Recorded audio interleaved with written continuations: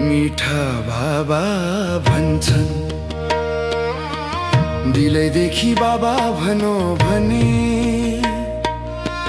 खुसीले रोमाञ्च खडा हुन्छ। खुसीमा रहे भने माया हार्छ। तिमी माया जित राजा भन्छ।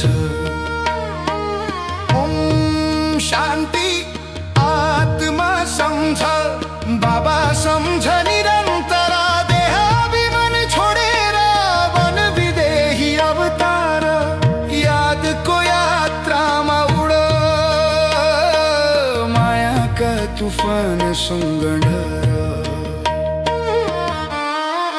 कुनै एक कुरामा मेहनत लाग्छ। बाबा भन्छन् आत्मा अभिमानी बन्न। यही नै खुसीको पार बढाउने चाबी। यहीबाट मिठो याद आउँछ ध्वनि। माया त बलवान छ तर बच्चा भए बलवान। मायासँग बलवानले लड्नै पर्छ जान जान। रुहानी बाबा देहमा आउनुहुन्न। पुनर्जन्ममा कहिल्यै बस्नुहुन्न। निराकार दैव अभिमानी ज्ञानी सागर स्वयं हामीलाई पढाउन यो भाग्यशाली रथमा बस्नुहुन्छ। हामी आत्मा हौ, उहाँ परम पिता। यो सम्झना नै मुक्ति, जीवन मुक्तिको बाटो। बाबा भन्छन् गोमुखबाट गङ्गा निस्किँदैन। ज्ञान मुखद्वारा निस्किन्छ। शिव शङ्कर एउटै हैनन्, शिव उच्चतम उच्च। ब्रह्मा विष्णु शङ्कर पछि विचार सागर मन्थन गर्दै साहसले सम्झाउनु यही सेवा। हामी ईश्वरका विद्यार्थी बाबा भन्नुहुन्छ। हे प्यारा बच्चाहरू, तिमीलाई राजाहरूको राजा बनाउन म पढाउन आएको छु। हरेक सेन्टरहरूमा यही आवाज गुन्जन्छ। बाबा मुरली चलाइरहनु भएको छ। बाबा बाबा भन्ने यही नै त यादको यात्रा हो।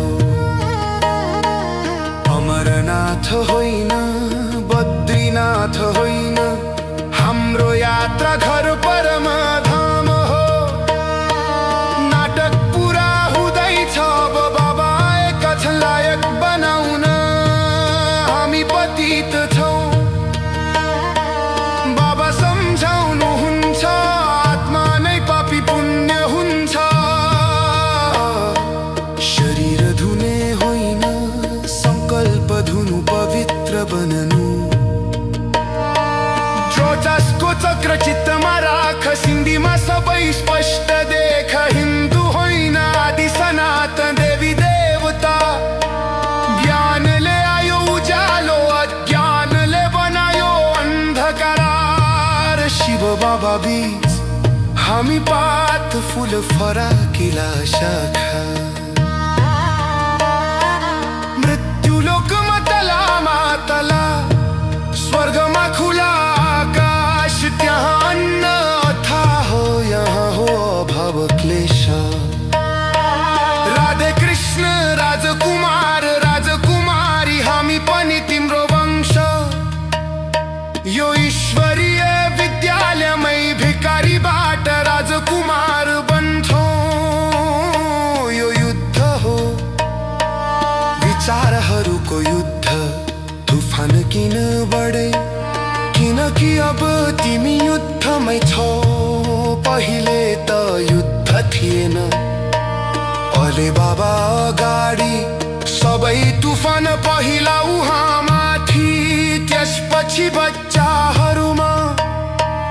तुफानसँग नडराउ, कर्मेन्द्रियबाट विकर्म नगर। भाइ भाइ भाइ बहिनी, शिव ब्रह्माका सन्तान। पवित्र दृष्टि राख, विकार कहाँबाट गरायो जवान बच्चालाई धेरै मेहनत।